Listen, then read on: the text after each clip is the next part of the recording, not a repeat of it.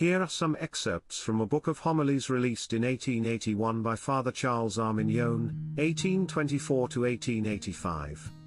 Father Arminjon was a French priest from Chambery, France, who preached many conferences and homilies, the most famous of which form the basis for his book, The End of the Present World and the Mysteries of the Future Life. The profound wisdom evidenced by Father Arminjon's preaching made a great impact on the life and spirituality of Saint Therese of Lisieux. The end of the world, and the subsequent final coming of the Son of God, will happen unexpectedly, with the rapidity of lightning, rending the clouds as it darts from east to west. Saint John Chrysostom said, "The earthquakes and the chilling of charity are, as it were, the forerunners and omens of that terrible event." Saint Paul said, "We beg you, brothers, not to be so easily agitated or terrified, into believing that the day of the Lord is here, since the mass apostasy has not yet occurred nor the man of lawlessness has been revealed. Before the end of the world, there will appear on earth a profoundly evil man, invested with a quasi-superhuman power, who, challenging Christ, will wage an impious and foolish war against him. Through the fear this man will inspire, and, particularly, by his stratagems and seductive genius, he will succeed in conquering almost the entire universe. He will have altars erected to himself and will compel all peoples to adore him." Saint Paul designates this great adversary by a noun, calling him a man, the man of sin, the son of perdition. What may be safely asserted of this man of iniquity is that, right from his most tender years, he will be completely possessed by the spirit and genius of the devil. The lion of the abyss, which, in the last ages of mankind, God will unleash in his inscrutable justice in order to punish the infidelity of men, will unite himself with him in a certain way, infusing him with the fullness of his evil. His hatred for God will be so violent, his aversion for every good work so invincible, and his association and commerce with the spirit of darkness so close and continual that, from his cradle to his last breath, he will remain immutably hostile to all divine invitations, and grace from above will never penetrate his heart. Saint Thomas tells us that, in his person and works, he will reveal himself as the reverse of the Son of God, and will parody his miracles and works. The adversary of the last times, then, will not only set himself up as the avowed, personal enemy of Jesus Christ, he will aim openly to dethrone him, to replace him in the homage and veneration of men and have directed to himself the worship and glory that are due to the Creator alone.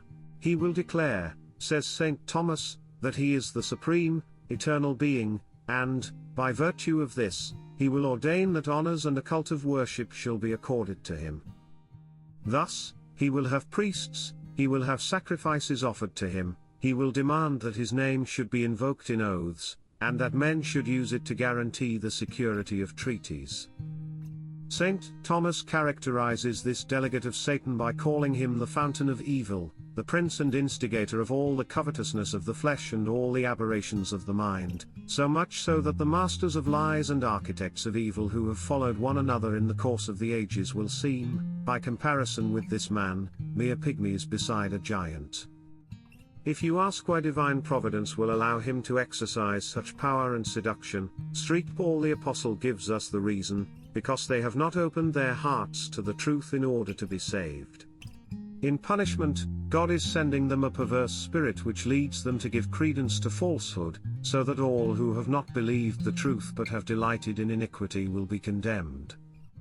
As he succeeds in overcoming the saints by a persecution carried to the extreme limit, he will simultaneously give free rein to all kinds of licentiousness, and there will be no freedom except for evil.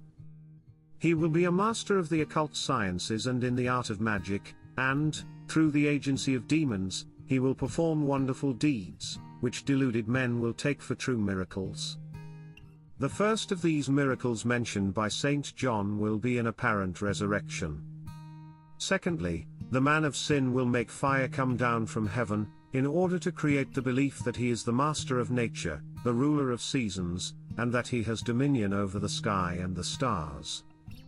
Thirdly, he will make a statue speak. Demons will use a tree or a lifeless piece of wood as an instrument, with whose aid they will utter their fabrications and false oracles. Then, by an incomprehensible judgment of God, the freethinkers and the great skeptics of the last times will take these impostures and conjuring tricks seriously. Lastly, it is written that the pride of the man of sin will be boundless. He will make away with the cross and every religious symbol. As Daniel again declares, he will substitute abominable rites for the Christian sacrifice in every church. Pulpits will be silent, teaching and education will be lay, compulsory, and godless. Jesus Christ will be banished from the child's cradle, from the altar where spouses are united, from the bedside of the dying. Over the whole surface of the earth, worship of any god other than this Christ of Satan will not be tolerated. In his impenetrable designs, God will allow men to undergo this supreme, terrible trial in order to teach them how great the power of the devil is, and how immense their weakness. He desired to announce it to us that we might prepare ourselves even now to sustain it, by having recourse to him through prayer, and by providing ourselves with the spiritual weapons of charity and faith. In addition, the Antichrist is destined to bring out, in its splendor, the fidelity and constancy of those whose names are written in the book of life, those whom all his violence and wiles will not succeed in daunting. On the other hand, it is certain that the duration and bitterness of this persecution will make it the ultimate criterion for discerning the elect from the reprobates, as it will also be the ruin of many whose perseverance will fail. Thus, it will be a test destined to be the downfall and the rise of many, so that the thoughts of many hearts may be laid bare. Again, St. John speaks of a strange, mysterious character that all, both small and great, rich and poor, slave and freeman, will be forced to have on their right hand or on their forehead. This mark will a sign of apostasy, attesting that all those who bear it, whether to please the Master, or escape his wrath, have renounced the true Christ and enlisted forever under the banner of his enemy. Those who bear this degrading mark will enjoy the advantages of fortune in abundance. They will have high salaries, the public offices, and multiplicity of pleasures and of all desirable possessions, but those who refuse to clothe themselves with this abominable seal will be outlawed. It is written that no man might buy to sell anything unless he was first marked with the name of the beast or with the number that stood for its name. Hence, it follows that the point when Christ will no longer be present on our altars, offering himself as a victim to his Father's justice in order to offset men's crimes, is to be reckoned from the day when the Antichrist has obtained universal dominion. But, until that day, and during the time taken by the Antichrist to achieve his kingship, the sacrifice of the Mass will continue to subsist. St. John tells us that, in a language he does not make known to us, the name of the beast is expressed by the number 666. St. Paul tells us that God is faithful, for he has made a pact with temptation and does not permit man to be tested beyond his strength. Here, the temptation will exceed the normal conditions and laws of mankind. It befits the mercy of God that the remedy should be proportionate to the extent of evil. Now, the means of succor foretold is the most superhuman and extraordinary, the most alien to the rules of history and the ordinary workings of providence, of all those that heaven has sent man since the Incarnation. Just when the tempest is at its most violent, when the Church is leaderless, when the unbloody sacrifice has everywhere ceased and everything seems humanly lost, two witnesses, St. John tells us, will be seen to arise. And when they shall have finished their testimony, the beast that ascends out of the abyss shall make war against them and shall overcome them and kill them.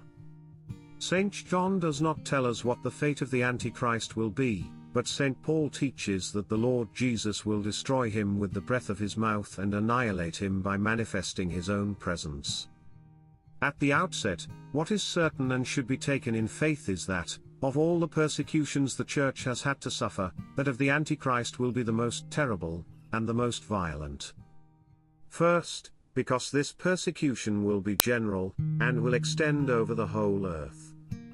Secondly, this persecution will be the most severe and violent of all because it will be inspired not by superstitions or fanaticism, nor by a blind attachment to the worship of idols, as were the persecutions unleashed by the pagan emperors. Its purpose will not be to assuage pride, or to satisfy an unbridled lust for power, like the persecution of Muhammad. It will a persecution inspired solely by the hatred of God, in which God and his Christ will be directly challenged, and its sole objective will be the exterminations of the divine kingdom, and complete annihilation of Christianity, and of all positive religion. Thirdly, this persecution, which will mark the last ages, will be waged with an irresistible seductiveness, insomuch as to deceive, if possible, even the elect. Fourthly, he will fill all men with admiration by his genius, and by the amazing rapidity of his elevation to the height of fortune and omnipotence. Fifthly, the persecution under the Antichrist will be the bloodiest and most barbarous of all those which Christianity has ever suffered. Finally, the last feature of the persecution under the Antichrist, it will be so violent that it will succeed in making almost the entirety of Christians apostatize. St. Augustine tells us that, in the reign of the Antichrist, these will be multitudes of martyrs who will display a heroic constancy, and also a number, more or less large, of confessors who will manage to escape into caves and high or sheer mountains, and God will see to it that these sanctuaries shall elude the vigilance and investigations of the persecutors, and will not permit the devil to point them out to them. The triumph of the wicked one will be of short duration, but the consolations that follow will be universal, abundant, proportionate to the extent of the tribulations the Church will have suffered.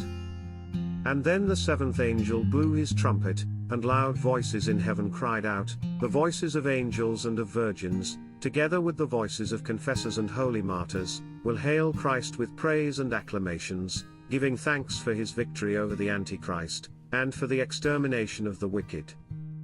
Father Charles Arminjon. Thank you for supporting my channel.